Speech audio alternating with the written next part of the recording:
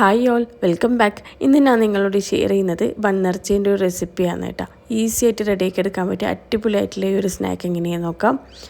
ആദ്യം തന്നെ ഫില്ലിങ്ങിന് വേണ്ടിയിട്ട് ഒരു പാൻ എടുത്തിട്ടുണ്ട്. അതിലേക്ക് 2 ടേബിൾ സ്പൂൺ ഓയിൽ ഒഴിച്ച് കൊടുത്തിട്ടുണ്ട്. ഏത് ഓയിൽ വേണമെങ്കിലും എടുക്കുക. പിന്നെ അതിലേക്ക് 2 വലിയ സൈസിലുള്ള ഉള്ളിയാണ് ചോപ്പ് ചെയ്തത്, അതും കൂടെ ചേർത്ത് കൊടുത്തിട്ട് നല്ലോണം ഒന്ന് വഴറ്റി കൊടുക്കുക.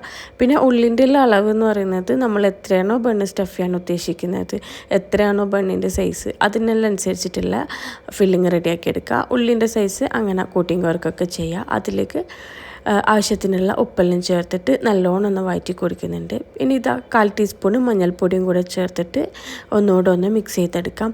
ഉള്ളി ഒന്ന് സോഫ്റ്റായി വരുന്നത് വരെ ഒന്ന് വഴറ്റി കൊടുക്കണം കേട്ടോ. ഇനി ഇതിലേക്ക് 2 ചെറിയ സൈസിലുള്ള തക്കാളിയാണ് ഒന്ന് ചോപ്പ് ചെയ്തെടുത്തിട്ടുണ്ട്. അതും കൂടെ ചേർത്ത് കൊടുത്തിട്ട് ഒന്ന് മിക്സ് ആക്കി എടുക്കുക. പിന്നെ ഈ ഉള്ളിയും തക്കാളിയെല്ലാം നല്ലോണം ഒന്ന് സോഫ്റ്റായിട്ട് വരണം കേട്ടോ. വേണമെങ്കിൽ നമുക്ക് അടച്ചു വെച്ചിട്ടും കുക്ക് ചെയ്തെടുക്കുക കുറച്ച് നേരം. ഞാനിത് കുറച്ച് ടൈം അങ്ങനെ അടച്ചു വെച്ചിട്ടായിരുന്നു കേട്ടോ കുക്ക് ചെയ്തത്. അപ്പോൾ തക്കാളിയെല്ലാം ഒന്ന് സോഫ്റ്റായി വന്നിട്ടുണ്ട്. അതെല്ലാം ഒന്ന് ഉടച്ചു കൊടുക്കുകയാണ് ചെയ്യുന്നത്. പിന്നെ ഇതിലേക്ക് നമുക്ക് വേണ്ടത് ഇഞ്ചി, പച്ചമുളക്, വെളുത്തുള്ളി ഇതെല്ലാം ഒന്ന് ക്രഷ് ചെയ്തെടുത്താണ് കേട്ടോ. കുറച്ച് ഒരു ടേബിൾ സ്പൂണെല്ലാം അങ്ങനെ എടുത്തിട്ടുണ്ടാവും. ഞാനിത് 3 ഒന്നിച്ചിട്ട് അങ്ങനെ ക്രഷ് ചെയ്തെടുത്താണ്. പിന്നെ ഇതിങ്ങനെ ചേർക്കുന്നില്ലെങ്കിൽ ഒന്ന് ചോപ്പ് ചെയ്തിട്ടായാലും, പിന്നെ പേസ്റ്റ് ഉള്ളതെങ്കിൽ പേസ്റ്റ് ആയാലും കുഴപ്പമില്ല. ഇതെങ്ങനെ ചേർത്ത് കൊടുക്കാം കേട്ടോ. എന്നിട്ട് ഇതിൻ്റെ എല്ലാം ഒന്ന് പച്ചമണം പോകുന്നത് വരെ ഒന്ന് വഴറ്റി കൊടുക്കുക. ഇതിലേക്ക് കുറച്ച് കറിവേപ്പിലയും കൂടി ഇട്ട് കൊടുത്തിട്ടുണ്ട്. പിന്നെ 1/4 ടീസ്പൂൺ കുരുമുളക് പൊടി, 1/4 teaspoon chicken masala, 1/4 teaspoon garam മസാലയും കൂടെ ചേർത്തിട്ട് എല്ലാം കൂടി ഒന്ന് മിക്സ് ആക്കിയിട്ടെടുക്കുക. പിന്നെ കുരുമുളകെല്ലാം നമ്മളെ എരിവിനനുസരിച്ചിട്ട് അങ്ങനെ ചേർത്ത് കൊടുക്കുക. ഈ ഒരു ഫില്ലിങ്ങിലേക്ക് ചിക്കനോ ബീഫോ ഇതൊന്നും ആവശ്യമില്ല കേട്ടോ. ഇത്ര മാത്രമേ ഉള്ളൂ. നല്ല ടേസ്റ്റാണ് കേട്ടോ. പ്ലെയിൻ ആയിട്ടുള്ളൊരു ഫില്ലിംഗ് ആണിത്. ഇനി ഇതിലേക്ക് കുറച്ച് മല്ലിയിലയും കൂടെ ചേർത്തിട്ട് നല്ലോണം ഒന്ന് മിക്സ് ആക്കി കൊടുക്കുക. പിന്നെ ഒരു പകുതി ചെറുനാരങ്ങയുടെ നീര് അങ്ങനെ ആക്കി കൊടുക്കുന്നുണ്ട്.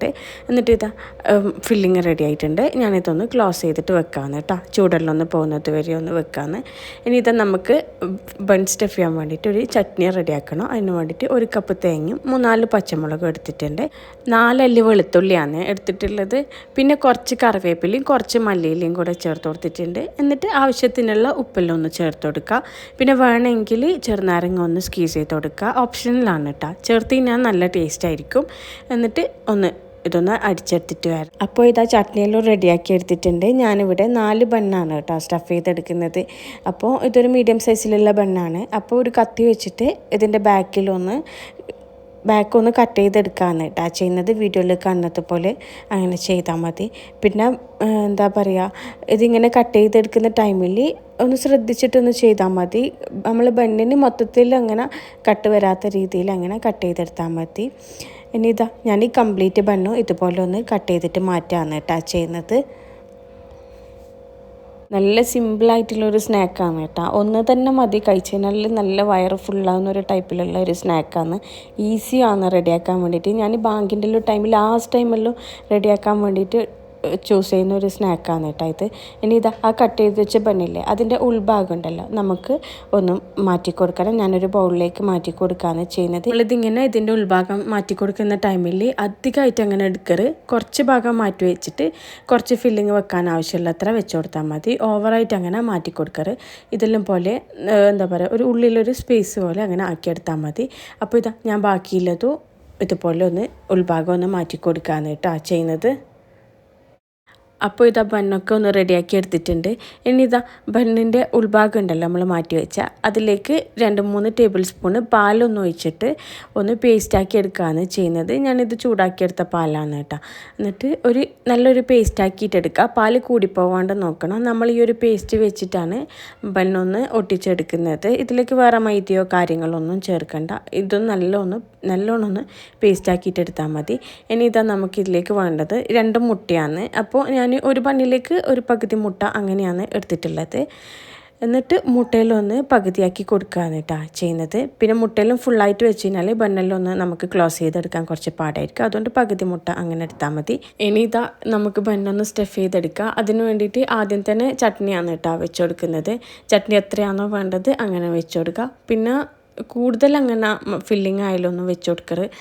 നമുക്കിതൊന്ന് ക്ലോസ് ചെയ്തെടുക്കാൻ പണിയായിരിക്കും. ബണ്ണ് കുറച്ച് കഴിഞ്ഞാൽ എല്ലാം കൂടിയിട്ട് ആവുമ്പോൾ ഓവറായി പോകും ഫില്ലിങ്ങെല്ലാം. അപ്പോൾ നോക്കിയിട്ട് അങ്ങനെ വെച്ച് കൊടുത്താൽ മതി കേട്ടോ. ഇനി ഇതിലേക്ക് നമ്മൾ നേരത്തെ റെഡിയാക്കിയ ആ ഒരു ഫില്ലിംഗ് ഉണ്ടല്ലോ അതാണ് വെച്ച് കൊടുക്കുന്നത്. പിന്നെ ഇതിലേക്ക് വേണമെങ്കിൽ ചിക്കനെല്ലാം ചേർത്തിട്ട് ചിക്കൻ്റെ ഒരു ഫില്ലിങ് റെഡിയാക്കി എടുക്കുക. ഓപ്ഷനലാണ് കേട്ടോ ചിക്കനിലും. ഇങ്ങനെ പ്ലെയിൻ ആയിട്ടുള്ള മസാല തന്നെ അടിപൊളിയാണ്. അപ്പോൾ നമ്മൾ ബണ്ണിൻ്റെ ഉൾവശം മാറ്റുന്ന ടൈമിൽ സൈഡിലൊക്കെ നല്ലോണം മാറ്റി കൊടുത്തു കഴിഞ്ഞാൽ ഇതുപോലെ കുറച്ച് സ്പേസ് ഉണ്ടാവും കേട്ടോ ബണ്ണിൻ്റെ ഉൾഭാഗത്ത്. അപ്പോൾ മുട്ടയെല്ലാം വെച്ച് കൊടുക്കാനുള്ള ഒരു സ്പേസ് വെച്ചിട്ട് അങ്ങനെ ആ ഫില്ലിംഗ് എല്ലാം വെച്ച് കൊടുത്താൽ മതി. ഇപ്പോൾ നമ്മൾ ആ ഒരു പകുതി മുട്ട ഉണ്ടല്ലോ അതും കൂടി ഒന്ന് വെച്ച് കൊടുക്കുക. അപ്പോൾ ഇത്രയേ ഉള്ളൂ പരിപാടി. ബാക്കിയുള്ളതും നമുക്ക് ഇതുപോലെ തന്നെ ചെയ്തെടുക്കാം കേട്ടോ.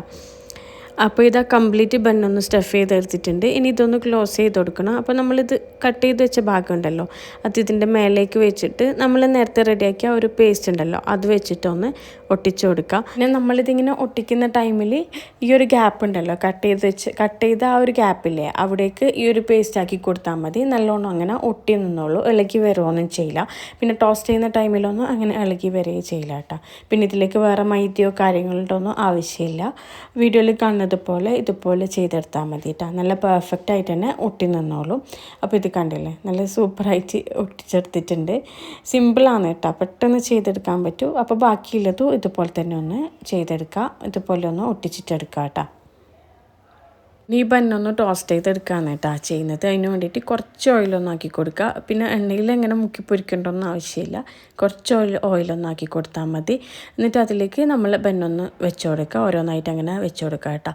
പിന്നെ ഈ ഒരു ബന്നുണ്ടല്ലോ കുറച്ചധികം പേസ്റ്റ് അങ്ങനെ ബാക്കിയുണ്ടായിന്, അപ്പോൾ അതെല്ലാം കൂടിയിട്ട് ഞാൻ ഒന്നിൻ്റെ മേലേക്ക് അങ്ങനെ ആക്കി കൊടുത്താണ്.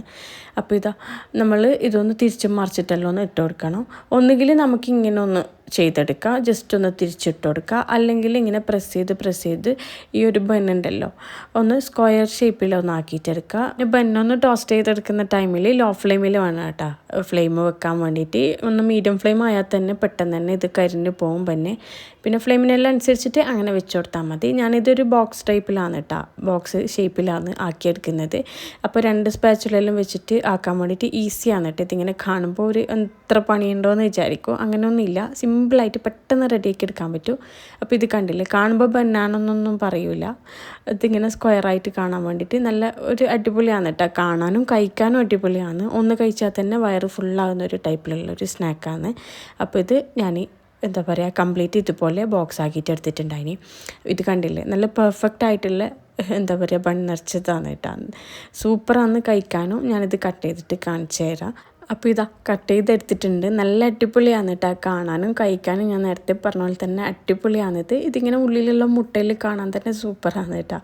അപ്പോൾ ഇൻഷാല്ലാ ഈ ഒരു റെസിപ്പി ഇഷ്ടപ്പെട്ടിട്ടുണ്ടെങ്കിൽ എന്തായാലും ഒന്ന് ട്രൈ ചെയ്ത് നോക്കിയിട്ട് ഫീഡ്ബാക്ക് അറിയിക്കുക. പിന്നെ എൻ്റെ ചാനൽ ആദ്യമായിട്ട് കാണുന്നുണ്ടെങ്കിൽ സബ്സ്ക്രൈബും ലൈക്കും ഷെയറും കമൻറ്റൊന്നും മറക്കില്ല കേട്ടോ. അതുവരെ സീ യു ഓൾ.